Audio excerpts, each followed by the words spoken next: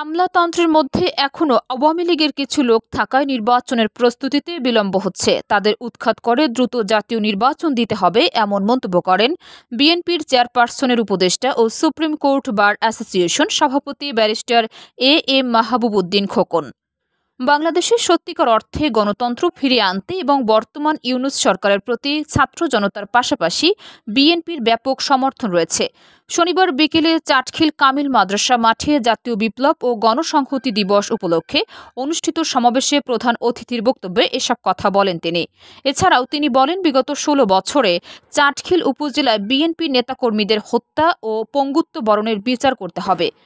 সমাবেশে চাটখিলের ২, ৩, ৪ নং ওয়ার্ডের নেতাকর্মীরা বাজারের বিভিন্ন প্রান্ত থেকে মিছিল নিয়ে আসতে দেখা যায়। এছাড়াও ৬ ও ৭ নং ওয়ার্ডের নেতাকর্মীরাও মিছিল নিয়ে উপস্থিত হয়।